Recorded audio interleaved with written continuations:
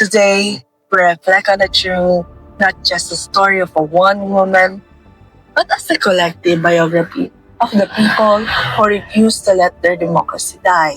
3 years before she stood in the halls of the U.S. Congress, Corazon Aquino was a widow in exile, mourning a husband and a dean. But as we will see, the restless dream of Ninoy Aquino, eventually the waking reality of millions. The heart of the struggle lay in the courage of ordinary citizens against the relentlessness dictatorship.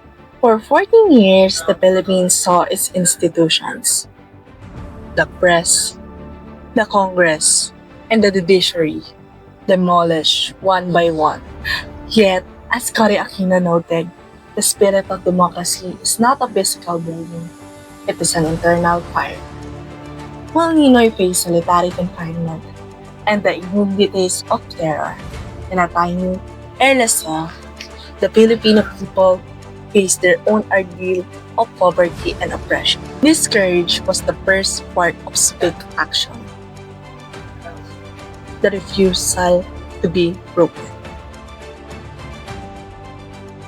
Civic action in this era was defined by a commitment to democratic ideals even when the system was rigged. Cory Aquino held fast to the conviction that democracy must be the won by the ways of democracy. This was reflected in the massive participation in the 1984 and 1986 election.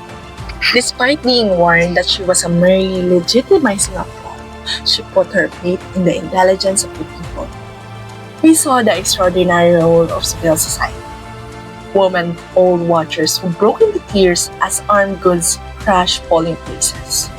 Yet they tied themselves to the ballot boxes to protect the sanctity of the vote. This wasn't just a political exercise. It was a moral crusade where citizens were prepared to give their lives for the pale imitation of the fair election to prove their collective power.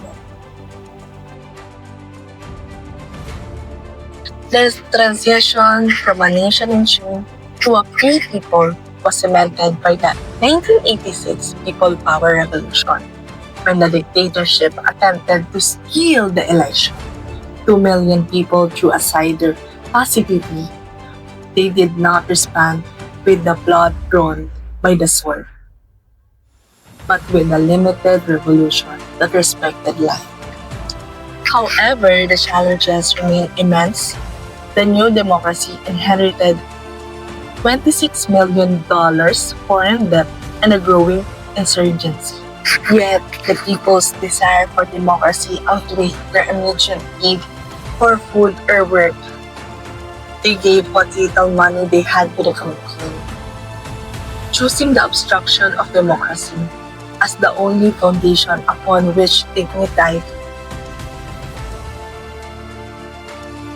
Filipino civic action reflected a desire for democracy through an unwavering belief in truth when attacked by lies, by protecting military rebels and healing the streets. The people proved that they could take care of their own.